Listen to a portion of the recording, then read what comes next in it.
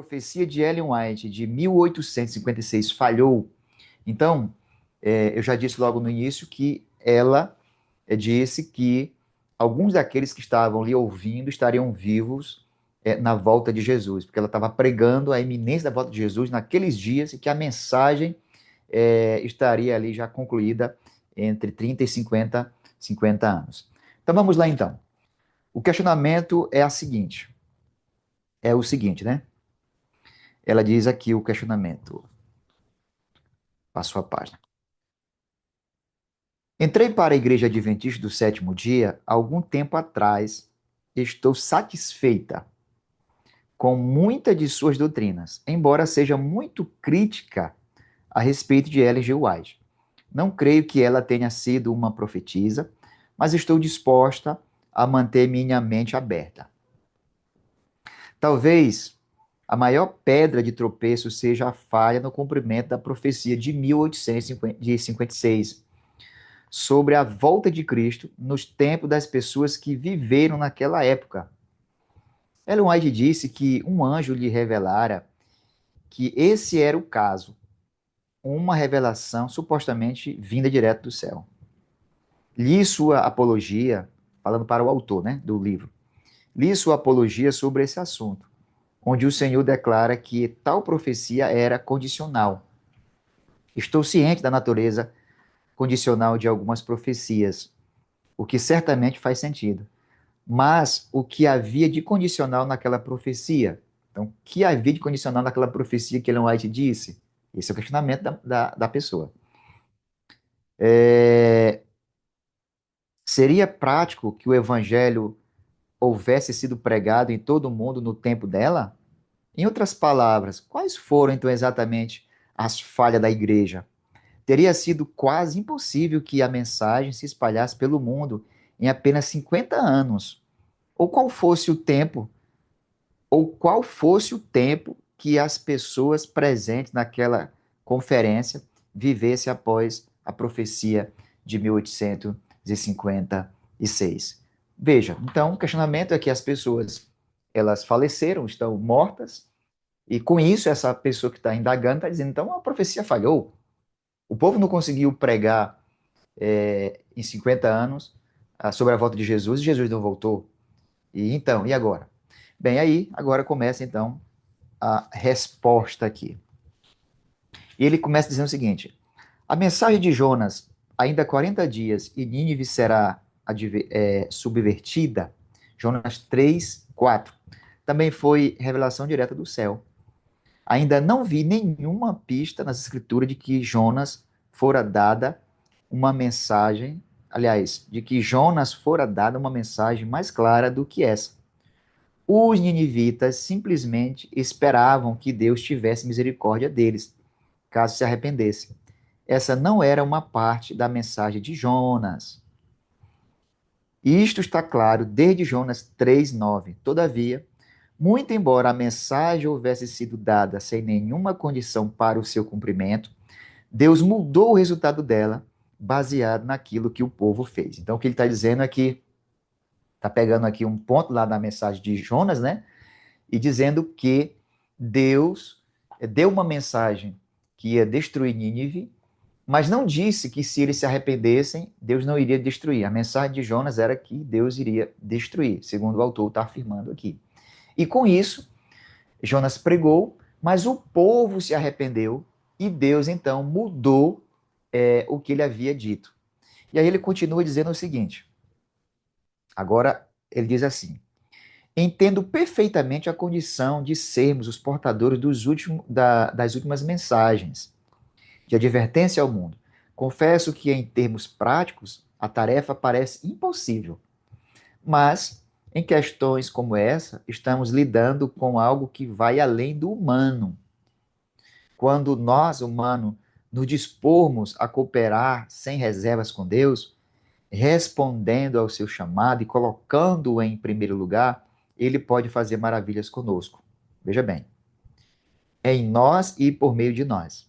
Aí agora ele vai falar da falha da igreja. O que aconteceu? A falha da igreja em sua missão de levar a mensagem do Senhor a todo mundo, foi o resultado de algo enraizado no relacionamento do povo com Deus. Em Testemunhos para a Igreja, volume 1, na mesma página onde se encontra a declaração sobre qual você pergunta, há uma pista sobre onde o problema pode estar. Esse problema pode nos impedir de cumprir o propósito de Deus. Então veja que o que está aparecendo até agora é que a profecia não se cumpriu porque houve algo que não deu muito certo. Talvez o povo não confiou na profecia, talvez o povo não se encaixou na profecia, porque aqui, segundo o autor, está dizendo que era uma profecia condicional, havia uma condição para que isso acontecesse. Bem, aí ele começa a dizer aqui, né? Muitos se vestem em conformidade com o mundo, a fim de ter influência, assim cometem um erro lamentável e fatal. Se quiserem exercer a influência verdadeira e salvadora, vivam segundo a sua profissão de fé. Mostrem essa fé pelas obras de justiça e tornem clara a distinção entre o cristão e o mundo. Vi que as palavras, o vestuário e as ações devem falar em favor de Deus. Então, se difundirá por todos uma santa influência e todos reconhecerão que eles estiveram com Jesus. O que ele está dizendo é que as pessoas, elas parecem que não compraram a ideia de que Jesus ele ia voltar e que a igreja precisava fazer alguma coisa. Ou seja, para que Cristo volte, nós precisamos então alertar as outras pessoas.